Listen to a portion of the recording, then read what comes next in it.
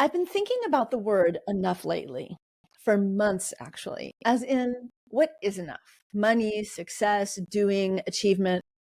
It started in a session with a wonderful therapist named Diane, who I worked with for some months around the issues of my highly unrealistic expectations for myself and my hard driving perfectionism that seems to come and go in waves throughout my life. I also found myself during this time recalling the famous Harvard study of adult development, one of the longest running studies on human happiness, which has provided some really valuable insights into what contributes to a truly fulfilling life. While the study doesn't specifically focus on B students versus A students, it's how I sometimes think of it in my mind. The study basically found that academic performance is not the sole or primary determinant of long-term happiness in our lives. Instead, the quality of relationships plays a more significant role in our overall well-being. Researchers have discovered that close relationships, more than money or fame, are what keep people happy throughout our lives.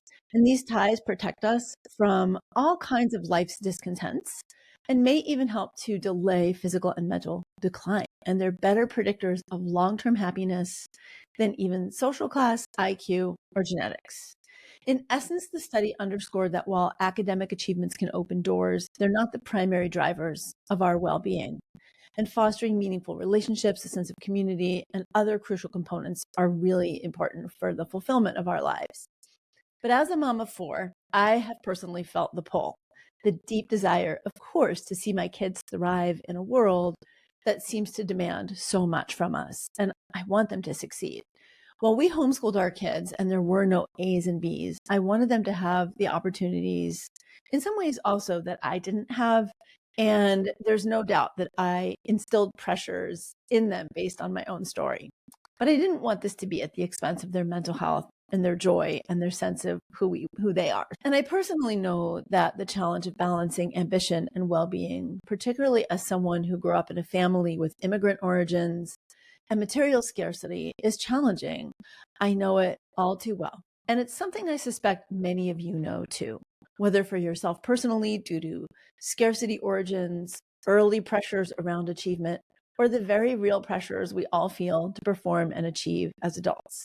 And certainly if you're a mom, the pressures that are put on us to be perfect as moms, to do it all and give it all, and also to make sure our kids turn out to be perfect. In the midst of my months of contemplating, a book arrived in the mail for me to review. Never Enough: When Achievement Culture Becomes Toxic and What We Can Do About It. Naturally, the synchronicity caught my attention, and the themes absolutely did not disappoint. And it's why I'm so excited to bring you today's conversation, which I'm calling Success at What Cost? What We Can Do About Toxic Achievement Culture for Ourselves and Our Children, with my wonderful guest, Jennifer Wallace, an award-winning journalist, the author of Never Enough, who has spent years researching the pressures of achievement culture and its effect on kids, teens, and their families. Jennifer's work centers on something we all need more of in our lives: the idea of mattering, feeling valued, not just for what we do, but for who we are. As a mom herself, Jennifer understands the struggles we face raising kids in a high-pressure world. Her insights are rooted in research, but feel like advice from a friend. And today, we'll talk about how we can help our kids succeed without them losing themselves, and how we can find more peace for ourselves in the process. I feel this is a conversation every woman, everyone who struggles with achievement issues, pressures, perfectionism, not enoughness, and every mom absolutely needs to hear. Jennifer, welcome. Oh, thank you so much for that. Couldn't agree more with your intro. Yeah, you had to put up with my long intro there, but thank you for your patience with that. It really did. The book just came at this kismet time. And I'm so curious for you. Clearly, this kind of big picture meta around enoughness is something that you've been thinking about a lot as well, because it's no small feat to write a book. And I just wonder, like for me, I wrote a book called The Adrenal Thyroid Revolution. Not my favorite title, but essentially it's about achievement culture and the pressures in our world and how those jack up our cortisol and cause us to live in a constant state of being in fight, flight, freeze, fawn, but how that affects our physical well-being, our actual the pathophysiologic changes I'm so curious. Clearly, you've written a book, it's a New York Times bestseller, you're a high achieving person. What brought your attention personally to achievement culture, and why was it a strong enough pull for you to devote the time and energy to writing and promoting a book? Is there a personal story there? So there certainly is a personal story. Researchers who investigate things that are personally meaningful to them, they call it me search. So Yep, I say that too. so it was really good. I had been noticing over the years as a parent of three now teenagers. I have a 19-year-old, I have a 17-year-old, and a 14-year-old. Ooh, you're in it. I'm You're in it. in And it. I've been noticing with confusion about just how different my kid's childhood was from my own growing up, Mm, and how, yes, achievement mattered to my parents, but so many other things mattered just as much. What I was like as a friend, my involvement with my extended family, the time that I could devote to hobbies that were meaningful to me. Religion played a big role in my house as well. I was raised Catholic. And I all of those things seemed to be getting crowded out with my mm, children. And so that's really where it began. But certainly part of my story is, like you, a battle against perfectionism. And what I have learned about perfectionism is that it's something that I absorbed in the world around me. mhm, I and lots of other young people, I'm no longer a young person, but the young people, this researchers have been tracking the expectations around perfectionism over time.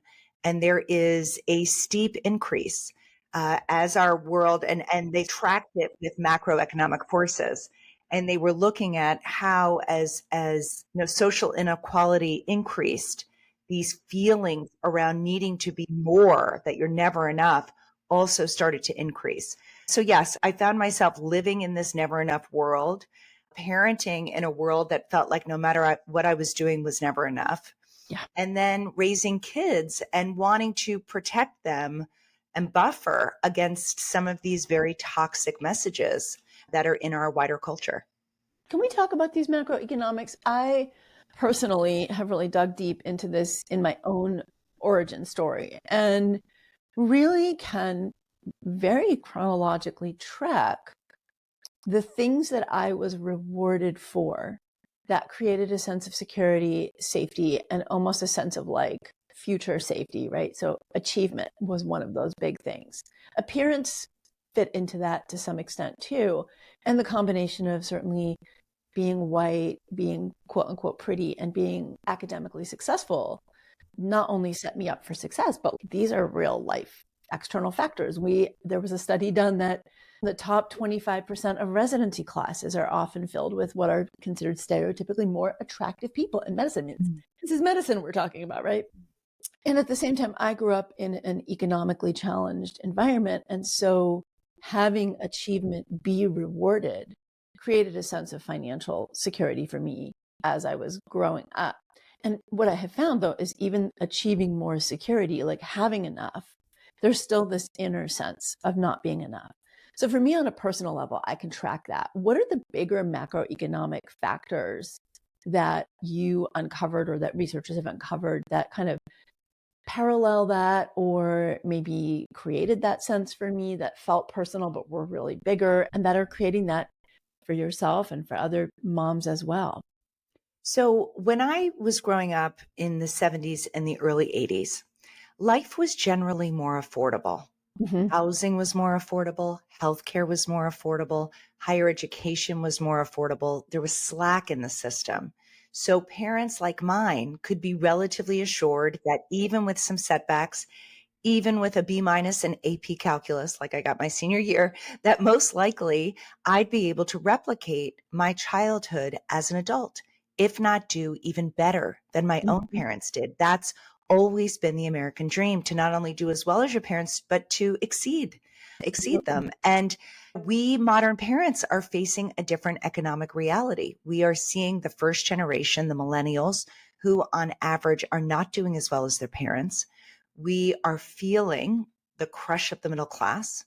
We are absorbing the hyper competition that's been ushered in with globalization. Mm-hmm. And it's always been the job of a parent to raise a kid to thrive when we're no longer around, but never has that future felt so uncertain. We don't know what something like half the jobs are going to be when our kids are out in the job market.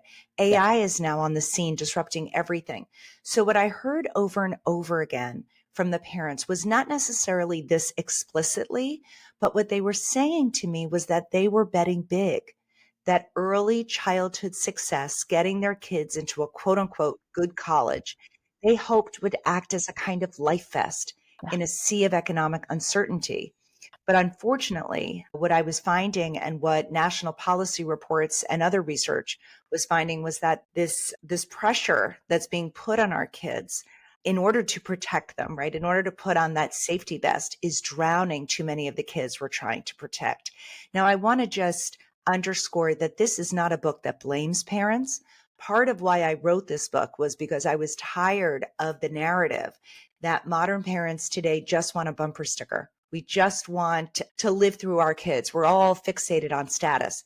I'm sure that's true of some parents, but what I've heard, I surveyed 6,500 parents. I interviewed hundreds of families for this book. There was something much deeper at play.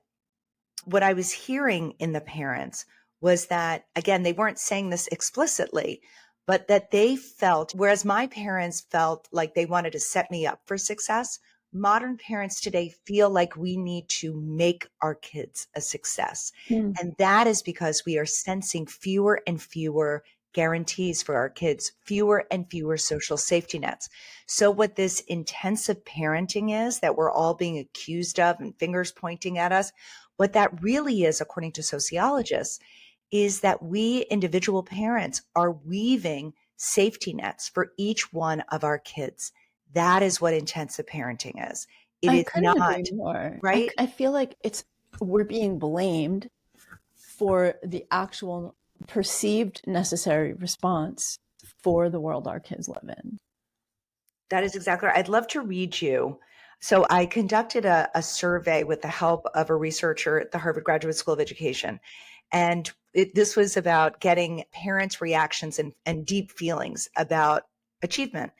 And he said to me, in order for us to really see patterns, we're going to need at least 1,000 respondents. But within a few days, over 6,500 parents had filled out the survey. It went viral. And so I asked parents how much they agreed or disagreed with statements like, others think that my children's academic success is a reflection of my parenting. 83%. 100%. Yeah, I would be like 100 the moms I know in my community. And I don't think that my parents felt like it was their responsibility to make me a success. Yep. I think they wanted me to do well. They wanted me to achieve, but it was an assumption that we no longer feel like we can make Yeah. because of the Yeah. macroeconomic forces in our environment. And isn't it true that we do judge each other, right? We judge ourselves. We're being judged. We judge each other. And the very markers of success that our parents might have had for us, right? Like having our own apartment, living on our own. I've got 4 kids. My oldest 2 are launched on their own, but my younger 2 are 30 and 32. They're now in graduate school. They literally cannot afford to work, be in school, and pay their rents. Yeah. It's so expensive. It's so expensive. It's a very different world today. Yeah. And so it's understandable that parents feel the pressure.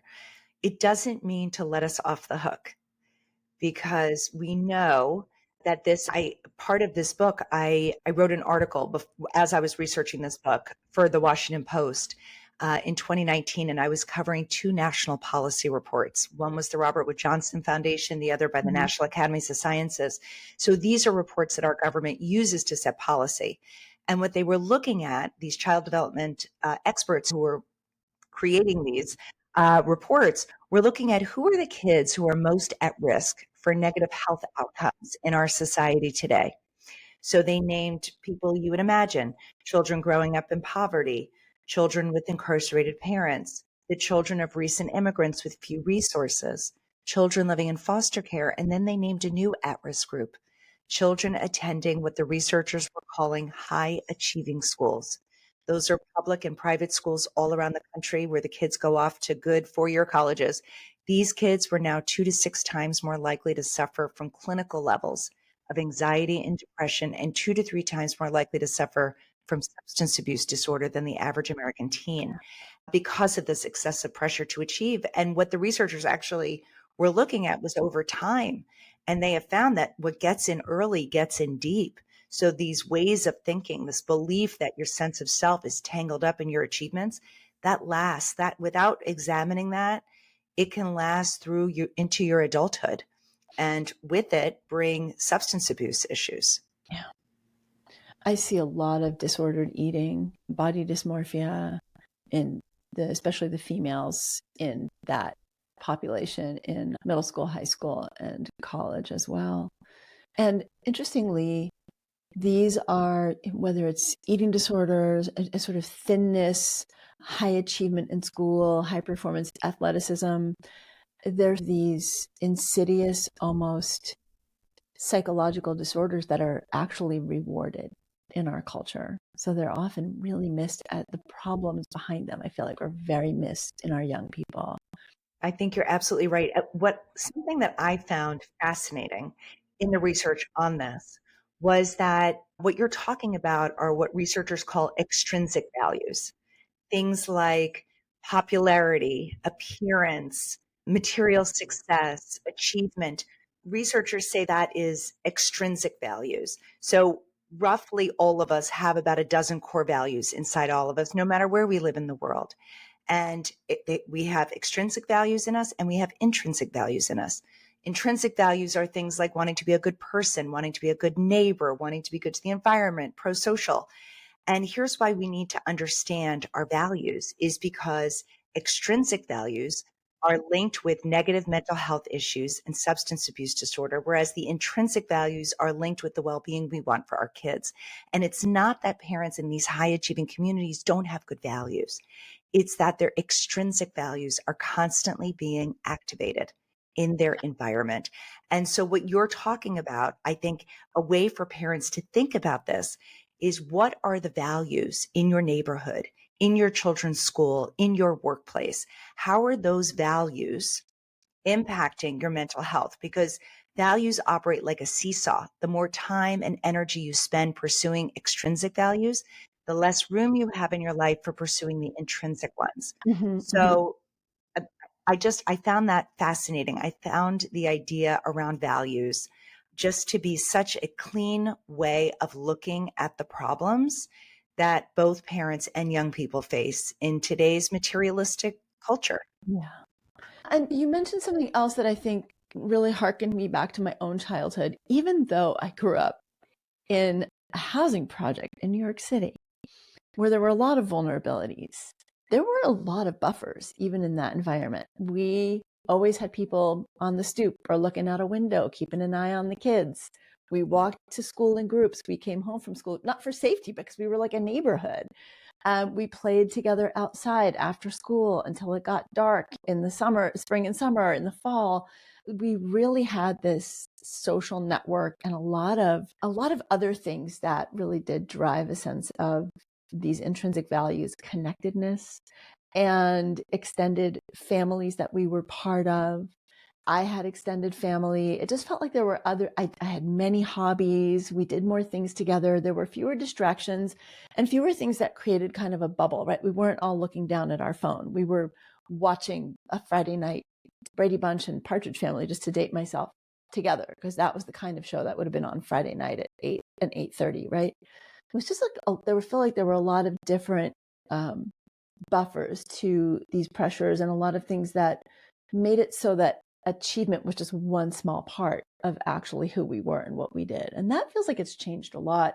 I think you hit it on the head. I think what used to protect us growing up, those protective factors that you're talking about, a relationship with your parents that didn't really revolve around achievement, relationships with your peers that might have a bit of envy or competition or comparison, but it wasn't excessive the way it is today. There wasn't that sense of scarcity.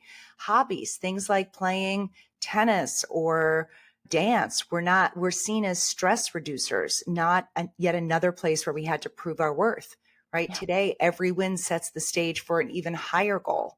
So an extended family, time with extended family is a protective factor that's been crowded out by this busy achievement culture with our kids, with the amount of homework that they have, or travel leagues on the weekends. I spoke with a mom in Alaska who said that her children don't know what a traditional Thanksgiving meal is because they are always on the road at tournaments. Mm-hmm. So they don't know what it is to sit around a table on Thanksgiving. So the priorities, our values have shifted. And there are reasons for this that you draw out.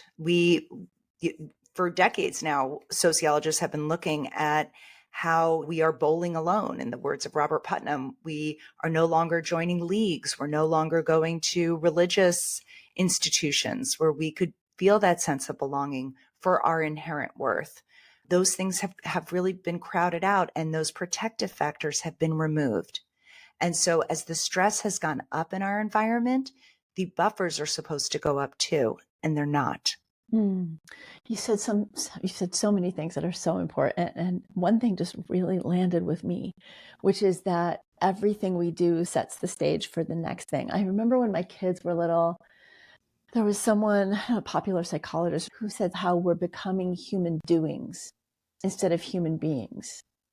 And I can remember just being a kid and doing a craft for the sake of doing a craft. As you say, going to dance class or being in a play, it wasn't for the sake of everything having an outcome that had a value applied to it. It was just for the pure joy of doing it. And also, it created a sense of flow, right? Like I was able to have many times in my life where I was just doing something that created joy or pleasure or curiosity. And now it seems like so much, both for our kids, but also for us as adults, feels like it has some kind of a value attached to it, whether it's likes on social media or something more, a financial price tag attached to it with a promotion or a raise. It's really hard to just be and do for the sake of joy and pleasure. It is. You mentioned technology. Where I'm coming out on technology these days is if you or your child are having a hard time with excessive social comparison, with excessive levels of envy, and don't feel like you necessarily have enough coping skills to deal with that, or your child doesn't, I think as a parent, you could be pretty nervous with your child using social media because they may be using it in ways that are not helpful to them. But when it comes to a parent or a child who has lots of social connections, who spends time outside, who gets the right amount of sleep, who's doing well academically and has these coping skills, I think you could be pretty assured that most likely they are not using social media in ways that are negatively impacting them.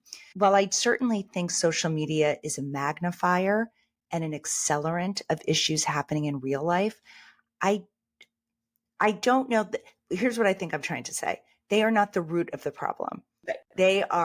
Social media is an accelerant and a magnifier of the problems that we've been seeing, this need that has this huge well of a need that was going unmet, and technology dipped right into that need, made us think that we were connected with friends, got our dopamine going, all of these these relationships that are not quality.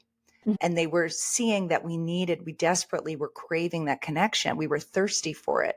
And so technology fed the thirst. Mm-hmm. But I think for us to blame technology, that everything was great until 2008, is to miss the bigger picture. Mm-hmm. And the bigger picture is that our kids and so many adults are walking around with this unmet need to feel like they matter for who they are at their core. Jennifer, you interviewed 6,500 individuals. What were a few of the other findings that maybe surprised you? Yeah. So one of the ones that surprised me the most was, and this is according to decades worth of resilience research, that our children's resilience rests fundamentally on the caregiver's resilience. And our resilience rests fundamentally on the depth and support of our relationships. So we are sold this kind of bill of goods by the multi-billion-dollar wellness industry. Just light this candle, take a bubble bath, download a meditation app, and you'll be resilient. Those are great stress reducers. but they do not give us the resilience we need to act as the first responders day in and day out to our kids' struggles. The only thing that does that are deep, nourishing relationships. And again, it's not that these parents in these high achieving communities didn't have friends. It's that they often didn't have the time or the bandwidth to invest in these friendships so that they could be sources of support when they need them. We're often told, put on your oxygen mask on first. But what I'm saying goes deeper. I'm saying find one or two or three people in your life who know you intimately, who can see when you are struggling, who can hear when you are gasping for air, and who will reach over and put that oxygen mask on for you. That And just makes that me is a cry. very different level of support That's than we beautiful. normalize Yeah, today. that's really beautiful. And when we think about that whole putting the oxygen mask on, it's who are we putting it on? We're putting it on our child. And to have this visual for me of another adult being someone who's going to be willing to reach over and put an oxygen mask on us, that's really beautiful. And it really implies us also having a level of vulnerability and receptivity to help, getting help, which a lot of moms, we're also led to believe we shouldn't need or get. Yes. I have come to see asking for help as an act of generosity. Mm. That if we are struggling and we don't reach out for help, not only are we suffering more than we need to, but we are not giving the friend the opportunity to step up and feel like they matter in our lives, right? We add value to our friendships, to our relationships when we do reach out for help. We tell them that we need them. That is a very deep way of telling somebody you are worthy in my life. I trust you. I depend on you. And those are critical ingredients to feeling like we matter in this world. So think of reaching out, not about you. Think about what you're giving as a gift to the person you reach out to.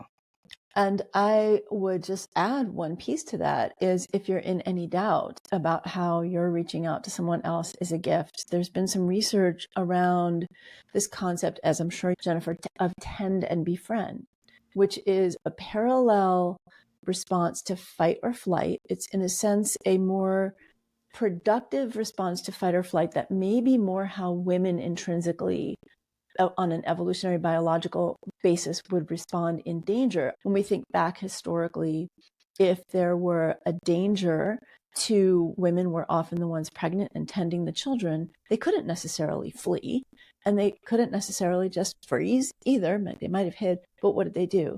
They reached out and circled the wagons with each other. And some of this research has actually shown that when we reach out to someone else, not only do our stress hormones go down and our oxytocin goes up, but so does the recipients. Yes. Their oxytocin goes up, which is you're literally giving them a hormonal gift. And one of the things we think of oxytocin as the cuddle or love hormone, but there's a lot that we are now understanding about it as being part of our resilience response. Yes, they call that a helper's high. The Yes. high that we get, the pleasant neurochemical cocktail that we get in our brains when we're helping somebody. You're reminding me of a really interesting study that I wrote about in the book. When two people, friends, are staring up at a hill, it looks less steep than it does when you are standing there alone. So when researchers measure individuals looking at the hill and then with looking at the hill with a friend, it is less steep with a friend. I mean, that's amazing. That Friends is are, such a powerful sense of perception changing our load.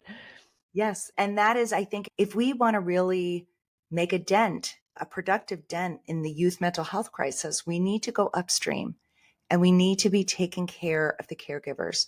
We need to be shining a light and supporting them. The Surgeon General recently issued an advisory about the stress that modern parents are facing. And I also heard this in my interviews that parents who are working, go to work, too many of them for 8, 10, 12 hours a day, feeling like they are not valued, feeling like cogs in a machine, feeling like they could be let go or replaced at any time. When you are in an environment where you don't feel like you matter, how can you show up to your kids and be the responsive parent that you want to be and that they need of you? So I think, I'm writing a book now on never enough for adults. And Perfect. I love it. This is what I'm thinking about all the time. yes, and Yeah. how to build up our own sense of mattering, our own Mhm. sense of feeling valued and adding value to the world. So That, let's talk about mattering, yeah, how you define mattering and how we can develop that inner sense of mattering, especially when there is so much externally that's telling us whether we matter or not. So let's define mattering first. Tell us what you mean when you say that. great. So mattering is a concept that was originally developed in the 1980s by the legendary social psychologist Morris Rosenberg, who brought us the self-esteem scale that everybody uses still today. And what he was finding was that the adolescents that he was the adolescents that he was researching found that what he found was that those young people who enjoyed a healthy level of self-esteem felt like they mattered to their parents, and that is they felt valued. They felt significant and important for who they were deep at their core. Researchers have now been studying mattering around the world, and the definition that resonates most with me is the idea of both feeling valued by family, by friends, by our larger community, but also being depended on to add value back to family, to friends, to the larger community. I went in search of the kids who were doing well despite the pressures in our modern environment. And I found about a dozen or so things that these healthy strivers, as I call them in the book, had in common, but it really boiled down to mattering. They felt like they mattered no matter what. Setbacks. So it wasn't like they didn't bomb tests or get rejected by friends or get cut from the team, but that these setbacks were temporary. They were not seen or internalized as an indictment of their worth. They knew they mattered no matter what. So mattering is really a protective shield. It matters throughout the lifespan. It matters a lot during adolescence when our children are trying to develop a sturdy sense of self. But it really matters throughout our lifespan. It matters when we change jobs and maybe we don't feel like we matter anymore. We get laid off or we get divorced or a loved one dies and it disrupts the sense of feeling valued. So just to dork out for one more minute, mattering is a Please. meta need. It's an umbrella term. So researchers who study it say after the drive, the human instinct for food and shelter, it is the instinct to matter that drives our behavior for better or for worse. So when we feel like we matter, we want to show up to the world in positive ways. We want to give back, to be good to the environment, all of these sort of intrinsic values that we were talking about earlier. When we are chronically made to feel like we don't matter, or if our mattering is contingent on how we perform or how we look, then we can turn against ourselves, become anxious and depressed when we are not feeling valued, or we could lash out in anger. School shooters among the most tragic examples. Oh, I don't matter. I'll show you I matter. So mattering is something that as a parent, I can't make my child feel connected. I can't make them feel like they belong, but I can certainly help them unlock their mattering and unlock their mattering, the mattering in the people around them. Jennifer, to communicate something to our children, we have to also feel it toward ourselves first, right? I really believe that often it's not so much even what we teach our children that they learn from, but it's really they're studying who and how we are. They're modeling. So how can we as adults deepen our own sense of mattering, particularly for those of us who have been raised in a culture where external achievement and self-worth are so bound together? How do we untangle that to be those examples of self-worth and mattering to our kids to start with? Yes. So in the book, I call it rummaging through your psychological attics, which is really going back to your childhood. And I think therapy is great for this, really thinking through the messages that you internalized and really untangling. But it's work and it's a practice and it's countercultural, really. In our society, people make a lot of money off of making us feel like we're not enough. So we are battling against a huge machine. But the way we do that is by having people who love us be close to us and remind us of our mattering. When we lean on them and we know we are worthy of support, when they reach out to us to rely on us, it sends us the signal that we matter. So that's one way of doing it, is surrounding yourself with people But there are other ways that you can. I was doing a talk at Resi, and a young man in his 20s said to me, there are some weeks when I really don't feel like I matter. Is there a mantra I could say to myself? And I said, I have something better than a mantra. I said, at lunchtime, go down to the cafeteria and thank the man or woman who always hands you your lunch with a smile, and say, it has been such a hard week, but every time I walk in here and I get your smile and feel your joy, boy, you really turn my day around. Thank you so much. So unlocking the mattering, the magic in other people is a way of feeding very quickly our own sense of mattering. You can do it in little small things like driving through stuck in traffic and letting people come in to your lane and you get the wave. That is a teeny tiny micro step towards mattering. It is looking for, here's another thing to do, is to look for genuine needs in your community. So really not necessarily what you want to do to contribute, but really what is the need in your community right now? And how can you meet that need with your talents, with your strengths, with what you're good at, with your organization, with your empathy? How can you go out? So really it is about, there is a mantra that I keep in my head on this topic. And it's actually the Jesuit motto, which is not better than others, but better for others. So whenever I feel that sort of never enoughness or perfectionism creeping in, I turn my self-focused lens out and I look at, how can I make a positive impact here? What can I do? And that resets my mattering. I do the same when I'm working on a book, for example, or a project, and I start to get these doubts like, am I enough? Has an imposter syndrome? All the things. Is this book going to matter? Is it going to be successful? Whatever. I reshift and say, who am I writing this for? What do they need to hear from me? What can I do to serve? It sounds like what you're talking about, interestingly, is when you're stuck in the extrinsic value system, expecting the reward or the approval or the achievement, reconnecting to those intrinsic values. That's exactly right. That's exactly right. And I'm not saying don't like shiny things. I'm not saying don't want to achieve. I'm saying we need to get back in balance, and we need to balance the self with others. And that is not something that is prioritized or even rewarded in our culture, but it is certainly rewarded in our biology. We feel better, as we talked about earlier. We get that helper's high. We feel better about ourselves. We get that social proof that we all crave, that we matter, that what we do and who we are matters on this earth.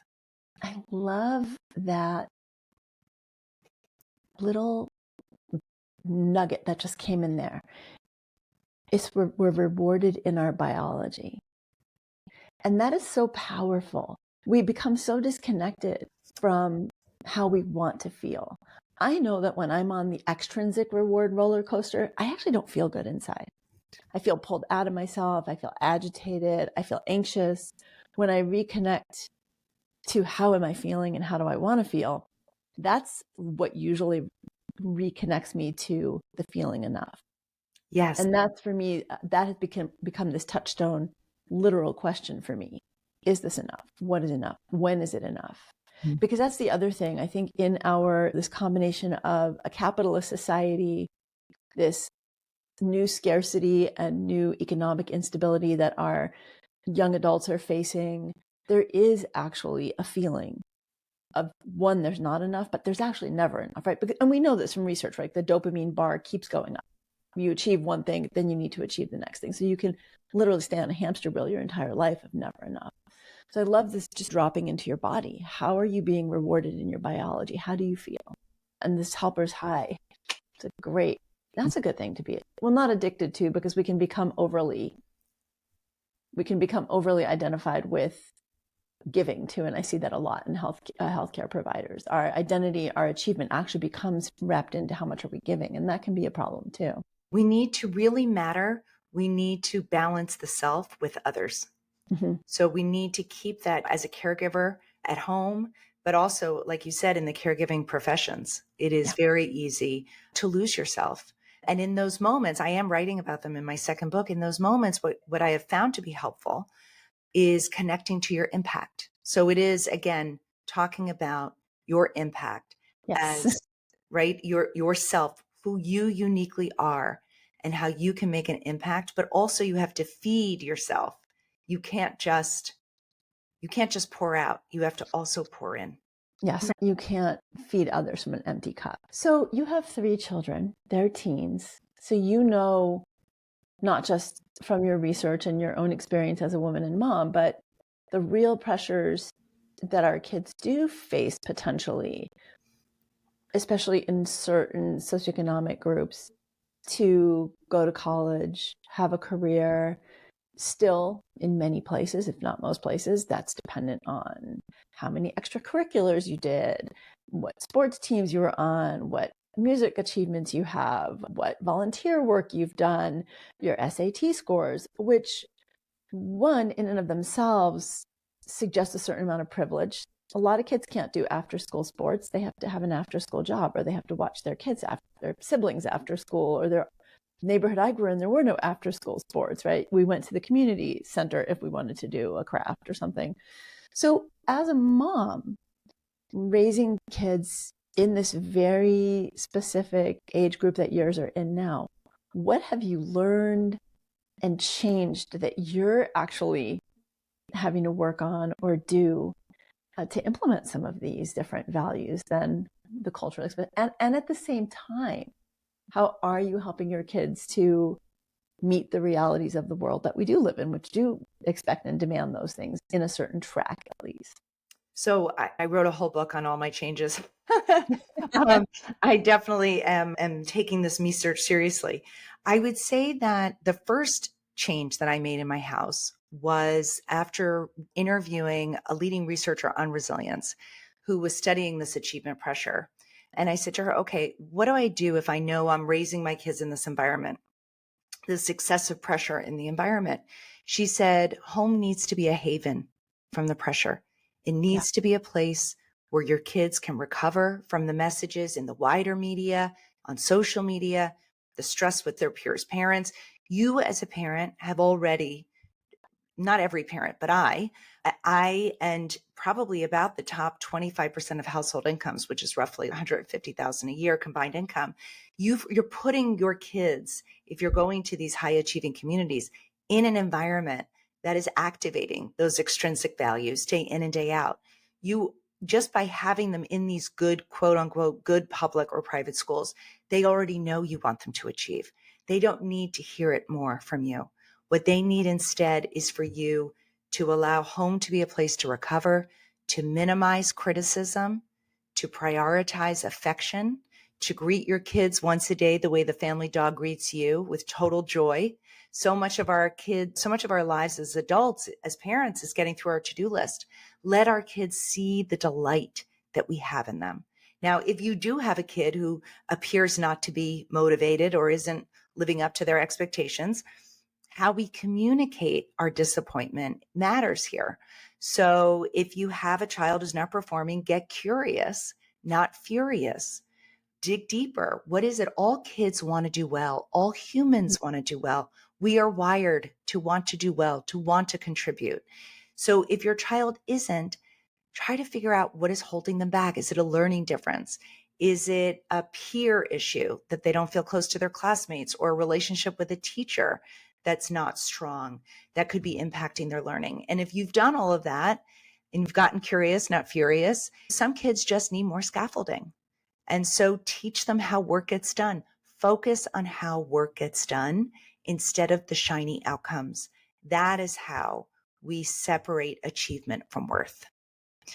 What are some of the ideas for scaffolding that we can give our kids across the board, whether it's around relationship or work ethic, scaffolding to help them, as you say, be a healthy striver?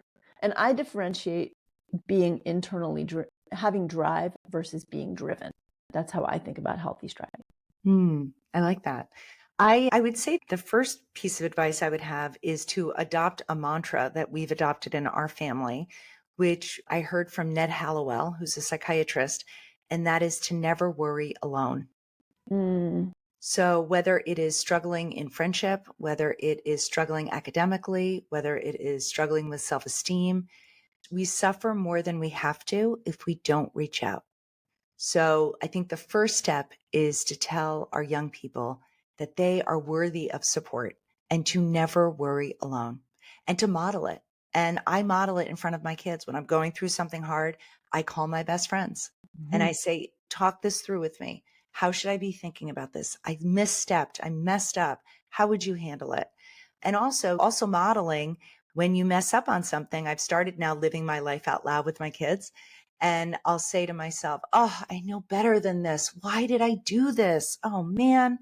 And I'll think about it. Well, I didn't sleep well and whatever it was.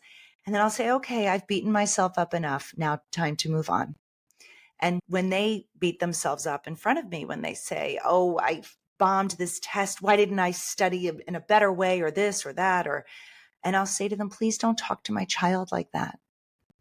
Don't talk to my child like that. And it catches them in their tracks. I love that. I say that to myself. Am I talking to myself the way my best friend would talk to me? Yes. And I hope they will remember that. I hope that sort of self-criticism is inevitable because of our negativity bias and being focused on the negative from an evolutionary perspective, because that's what helped us survive. Yep. But it's one thing to know the negative and then to show ourselves compassion for it. Like you said, the way your best friend would. So noting it and then getting curious about it. Why did I do that? What was triggered in me? What was I thinking? Did I not rest? Did I not have a good meal? Did someone say something that reminded me of something in my childhood or whatever it was? What was triggering me in that moment? And I think if we could take a lens of curiosity with ourselves and with our kids and also with the people in our lives, that is how we stop reacting. We stop personalizing things that really we would do better to put them into context. You're taking the narrative to the next level with, okay, what's going on here? Let me really unpack this. Let's get curious. Let's come up with some compassionate understanding and solutions. That's a really powerful way to next level. And not, I think so much of like wellness culture is if you just have enough mantras, you're not going to have those thoughts. Right. For some of us, those negative thoughts are baked in from our childhoods, from actual things that people have said to us or to themselves that we picked up as kids, their cultural messages, and to accept, okay, that message is happening. And now here's a new message. That's wonderful. I can just imagine your kids saying to themselves, don't talk to my child. Exactly. So as moms, and we talked about this in the beginning, it is so culturally baked in. Thank you, Dr. Freud, for to blame the mother, right? And we have deeply internalized that our self-worth is tied to our children's success. Mm-hmm. And that is not healthy for us. It's not healthy for our kids. How, as moms, can we deeply start to release that belief in a culture that subtly continues to reinforce it? I think first is the awareness. Psychologists who study it call it child contingent self-esteem. So when you feel yourself, when your child is successful or not, if you feel yourself on the roller coaster with them, then I think you need to step back a minute. Therapy could help. Talking with your friends about it could help. But really understanding that, yes, the culture, and I truly believe that a lot of this came in as capitalism replaced spirituality. So in a capitalist culture, we get our moral worth by how productive we are. Mm-hmm. Whereas when we were and I'm not saying religion solved everything, but at least it shifted perspectives. At least one day a week, our perspectives were shifted. At least that we could see that who we are, like you said earlier, we're human beings, not always human doings. So if you feel yourself in that child contingent self-esteem trap, the first thing is awareness. The next thing is really feeding yourself and your own interests and your own sense of mattering. I am a devoted mother and I love being a mother, but I also want to be more than that. I love working. I love being a writer, but I also want to be more than that. I want to be a good friend. I want to have a strong marriage. I want to contribute to my community. So I think what can help us is figuring out our values. What really brings us joy and what do we value? So that when we're triggered with the child contingent self-esteem, we can step back a little bit and look at all the other things that we value in our life that make us who we are. It becomes harder if all your eggs are in the one basket of mothering. And if that's a choice that someone's making, I also honor and respect that choice. When all of our eggs are in that basket, it's really hard not to place our value on the outcomes there. And it doesn't have to be that we work outside the home to have a second thing that occupies us or brings us value and mattering. As you're talking about these different areas, I think of those life wheels where you can do the life audit. I'm seeing the potential here to say, what areas of my life am I also nurturing or neglecting? I really, toward what you're saying, have felt a lot of concern with some of what I'm seeing around the narratives around healing trauma. I feel concerned for mothers because around this trauma narrative is, if I do these things, if I heal my own trauma, if I raise my children this certain way, if I do all the right things, even the right things around mattering and resilience, then I'm going to get this outcome.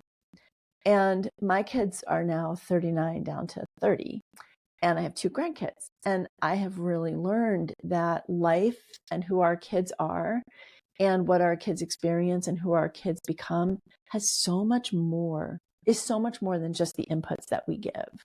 And I want to just caution that even building mattering, even building resilience is not a guaranteed recipe for healthy, happy adult success on certain terms. I'd love to hear what your thoughts are on that.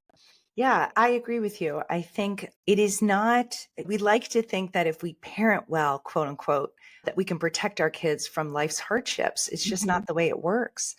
But it's to be a good parent is to be a parent who is attuned to your child and to help them through life and to help them become attuned and attached with other people. It's really what I think that the best thing we can do to guarantee, knowing that we actually can't guarantee happiness, is to teach them how to build a web of social support, because that's really the safety net that I want for my kids. And the way that I look at building that is really through mattering, because it gives me a framework, a sticky framework to think about it.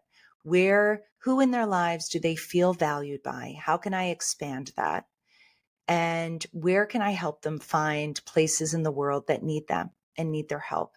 Yes, as much as I would love to say there is a formula for happiness, the closest thing we have to a formula is connection and purpose, and teaching our kids how to live a purposeful life, teaching them how to live a connected life. I think that's the best thing we could give them. And how would you define healthy striving? Healthy striving to me is, it is separating your worth from your achievements. It is joyful achievement. And it is knowing that it's not just for you that you achieve, but that so you can make a positive impact on the world. To me, that is healthy striving. It is having people around us when we fall to know that we are worthy of support so we can get back up and keep going. That's how we create healthy strivers for life. By not making, what I have found, which is a little bit counterintuitive, but it actually makes perfect sense, is that the kids who felt like their mattering was linked to their work, their performance, those are the kids who were least likely to actually reach for big, ambitious goals, because they felt like if they failed, it would be an indictment of who they were. Whereas if you have a child who's firm in their sense of self, and what I mean by that is not every minute of every day firm with their sense of self, but have a sturdy sense of self, those are the kids who are more willing to reach for high goals, because setbacks are not an indictment of who they are. So I think it was in my childhood, being made to feel like I mattered no matter what gave me that energy to reach for high goals and to fail over and over again. I tell my kids this all the time. I have failed so many times. Oh my goodness. And I keep getting up and I keep reaching out for somebody's hand to pick me up. That, I think, is a healthy striver. And it's not perfect. It's a practice. There are still moments when I am self-critical and I have to say, don't talk to yourself like that. It's not, again, a healthy striver is not 24/7 a healthy striver. A healthy striver knows what it looks like to strive in a joyful way that doesn't hurt us. Achievement shouldn't have to hurt. I love that. And resilience doesn't mean we don't fall. It means we get back up when we can, when we're ready. If you could change school and culture, what would be some of the high level things that you would do to reset how our kids are experiencing this pressure or remove this pressure more externally? I think the first place I would go is social safety nets. That's a huge thing. Bringing back neighborhoods, bringing back this normalizing connection and reliance. School, I would look at schools, and there are schools who are doing this, who not necessarily are grading people with numbers or letters, but instead creating these environments where kids can learn a sense of mastery over topics. So taking real life problems, bringing them into the classroom and teaching them the skills they need in this new world that we're putting them into. I think education needs to catch up with the needs that are going to be out there when our kids graduate college. I also would normalize not going to college. I think that we live in a society that has looked down on the trades. And boy, I think they need a rebranding, because those trade jobs are critical and essential.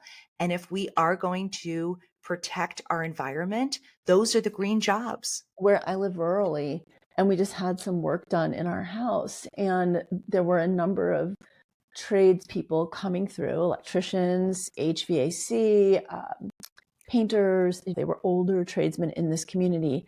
And they were telling me they're having such a hard time attracting younger people, and they get paid well. Their hourly is not uncomparable to a family physician hourly, actually. But they're really having trouble drawing people into those trades because people are so pressured to go into these sort of academic directions, which is, Yes. they're seeing one of them has even an apprenticeship program where they will pay to mentor people, and they're like, they can't get takers on it, which is just astonishing. It's astonishing, but it's also a culture where on Instagram, we're putting up where our kid is going to college and making people who don't go to college feel less than. Oh my goodness, do we need them? Talk about adding value to the world. Those jobs are jobs of mattering. Yes. And they need a rebrand, because boy, do we desperately need those jobs. Agreed. All right. I have a question that I like to ask all my guests at the end of the show. And that is, if you could tell your younger self anything, how old would she be and what would you tell her? I would tell my younger self that you have undiagnosed dyslexia, and that you're going to grow up and you're going to become a writer. And all of those struggles in math, in content, was because of the way your brain was wired. And just stick with it. And I still don't have a diagnosis, by the way, but 2 out of 3 of my kids are dyslexic. And I see it shows up for me. And so that's been a really freeing realization that, oh my goodness, that the thing that was such a struggle to me in many ways is my superpower. And in our house, we celebrate neurodiversity. And so I wish that when I was in the 70s and the early 80s, that there was more awareness. Thank you for sharing that. And that is just hearkening back to the concept of some people needing more and different scaffolding than a very homogenized educational system tends to acknowledge and honor. So that's incredibly powerful. And I hope also inspiring for those of you who are listening to recognize that you can have many different ways of knowing and being, and write books and do these and speak. Thank you for the work you're doing. It's so important in this time, I think, for us as parents and for this next generation.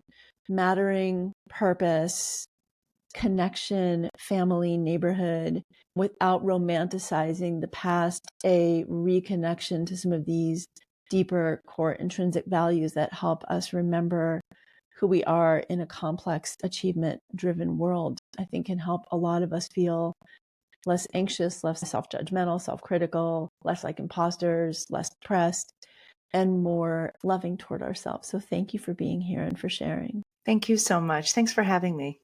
A pleasure.